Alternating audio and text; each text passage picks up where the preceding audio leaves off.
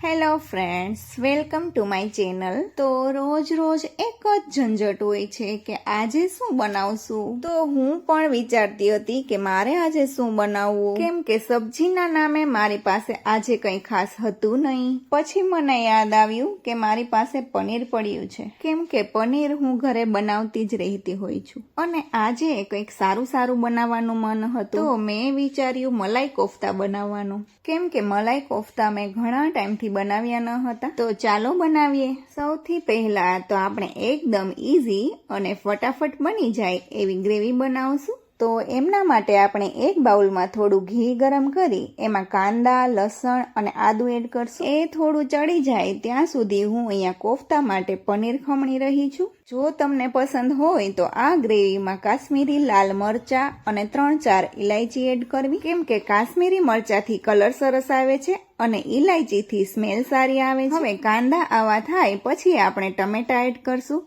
અને 7-8 કાજુ એડ કરશું અને થોડું મીઠું એડ કર્યું છે, કેમ કે એનાથી ટમેટા સરસ રીતે સોફ્ટ થઈ જાય છે। ટમેટાની ક્વોન્ટિટી હંમેશા કાંદાથી વધારે જ રાખવી, કેમ કે તો જ ગ્રેવી સારી થાય છે। હવે આપણા ટમેટા એકદમ સોફ્ટ થઈ ગયા છે। હવે આપણે એમાં બધા મસાલા એડ કરશું, જેવા કે મરચું પાવડર, હળદર, જીરું, એ બધું એકદમ મિક્સ થઈ જાય પછી ગેસની ફ્લેમ બંધ કરી આપણે નીચે ઉતારી એને ઠંડુ કરી અને ગ્રેવી કરી લેશું। ત્યારબાદ એકદમ સોફ્ટ અને તળતી વખતે છૂટા ના પડે એવા કોફતા બનાવશું। હવે ત્યાં સુધીમાં અહીંયા મેં પનીર ખમણી લીધું હતું। હવે આપણે એ પનીરમાં બટેકું, આદુ, કોર્નફ્લોર, મરચું પાવડર, જીરું પાવડર અને મીઠું એડ કરશું। જો તમને પસંદ હોય તો કટ કરી અને કિસમિસ એડ કરી શકો છો, કેમ કે જો આખી કિસમિસ નાખશો તો તેલમાં તળતી વખતે ફૂટી જશે। હવે આ બધું એકદમ સરસ રીતે મિક્સ કરી એમના મનપસંદ સાઈઝના બોલ વાળી લેવા અને તળતી વખતે મીડિયમ ફ્લેમ રાખવી, કેમ કે જો હાઈ ફ્લેમ હશે તો તળતી વખતે કાચા રહેશે અને જો લો ફ્લેમ હશે તો તેલમાં છૂટા પડી જશે અને તેલ ગંદુ થઈ જશે। અને આમાં જે પનીર એડ કરીએ એ પાણીમાં પલાળેલું ના હોવું જોઈએ। પાણીવાળા પનીરને યુઝ કરવાથી પણ કોફતા તેલમાં છૂટા પડી જાય છે અને જેટલું પણ પનીર લીધું હોય છે એટલું જ બટેકું લેવાનું છે। હવે કોફતા બ્રાઉન થઈ ગયા છે તો આપણે એ તેલમાંથી કાઢી લઈએ। આવી રીતે મેં બધા જ કોફતા એકસાથે તળી લીધા હતા। આ બધા જ કોફતા બની જાય પછી મેં એ જ બાઉલમાં થોડું તેલ લઈ કાંદા ટમેટાની ગ્રેવી એડ કરી દીધી હતી।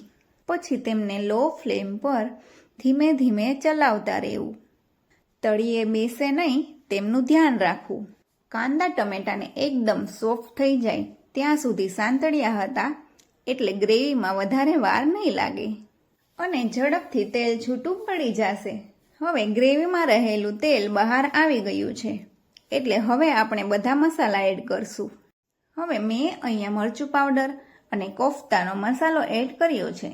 જો તમે ખડા મસાલા એડ કર્યા હોય તો આ મસાલો સ્કીપ કરી શકો છો। હવે આપણે ગ્રેવી સાથે આ બધા મસાલાને થોડી વાર સાંતળી લેવાના છે। ત્યારબાદ આપણે તેમાં પાણી એડ કરશું અને ફરી એકદમ મિક્સ કરી થોડી વાર થવા દેશું। થોડી વાર ઉકાળી અને મેં અહીંયા ગ્રેવીમાં થોડા પનીરના પીસીસ એડ કર્યા છે। હવે ગ્રેવી એકદમ રેડી થઈ ગઈ છે। કોફતા જ્યારે આપણે સર્વ કરવાનું હોય ત્યારે જ એડ કરવા, કેમ કે જો પહેલા એડ કરી દઈશું તો કોફતા એકદમ પોચા થઈ જશે અને ખાવામાં બિલકુલ મજા નહીં આવે। તો હવે આપણે ગ્રેવીમાં કોફતા એડ કરી દઈશું। તો હોટેલમાં મળે એવા એકદમ પોચા રૂ જેવા અને ખૂબ જ ટેસ્ટી એવા મલાઈ કોફતા સર્વ કરવા માટે રેડી છે અને એમાં ઉપરથી મલાઈ જરૂરથી એડ કરવી। તો ફ્રેન્ડ્સ, ખૂબ જ ટેસ્ટી લાગે છે અને એકદમ ઈઝી છે, તો ઘરે જરૂરથી ટ્રાય કરજો। અને આ પનીર કોફતાને તમે સોસ કે ગ્રીન ચટણી સાથે એમ જ પણ ખાઈ શકો છો અને આ સબ્જી સાથે તમે નાન, પરાઠા કે રોટી કંઈ પણ ખાઈ શકો છો। મેં અહીંયા તેમની સાથે ભરપૂર માખણ લગાવી અને લચ્છા પરાઠા સર્વ કર્યા હતા। બાળકોને પણ પસંદ આવે છે અને મોટા લોકોને પણ પસંદ આવે છે। તો ફ્રેન્ડ્સ, જો મારો આ વિડીયો સારો લાગ્યો હોય તો મારા વિડીયોમાં લાઈક કરો, શેર કરો, કમેન્ટ કરો અને મારી ચેનલને સબસ્ક્રાઈબ કરવાનું બિલકુલ નહીં ભૂલતા। Thank you.